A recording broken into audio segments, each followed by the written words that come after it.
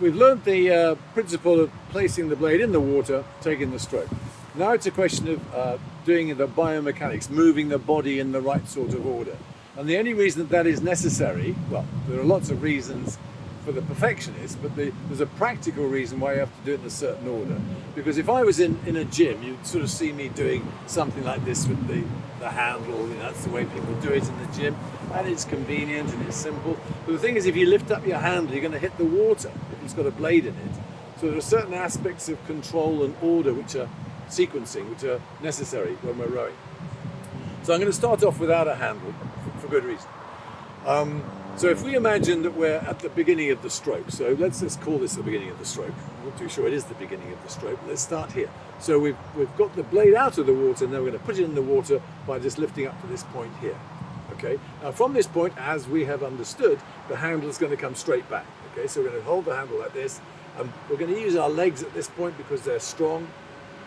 And then we're going to push with the legs, then we're going to open up our body, then we're going to finish with the arms, okay? So that's a sequence of legs first, and then body opening up, and then arms last, okay? Now at this point here, if we're rowing, not if we're erging, we don't have to do this on an erg, but we do in a boat, we have to take the blade out of the water, which requires us to drop the handle down, okay? So at the back end here, we take the blade out, we extract the blade. We finish the stroke, we extract the blade, okay? From this point here, as I've just explained, we can't lift the handle up. We've got to keep the handle low to keep the spoon off the water.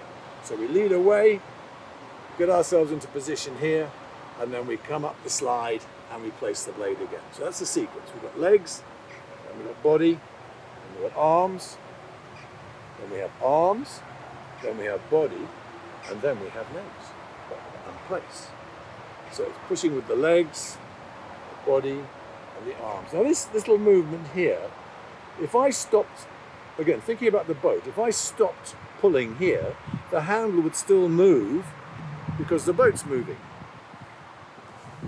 So I have to make sure that the handle continues to move towards me even after I've stopped pulling. And at this point here, I am actually pulling.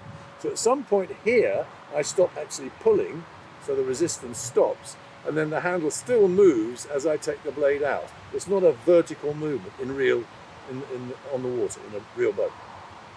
So I have to learn how to do something like a semicircle at this end. And the way I describe it is maybe imagining painting a little line down here. So you're coming through to a flat point here, and then stop pulling and paint a little line down here, down your thighs, okay? Body in position, up the slide, place the blade. Legs, body, arms, paint, arms, body, legs, and place. That's the basic biomechanical sequence.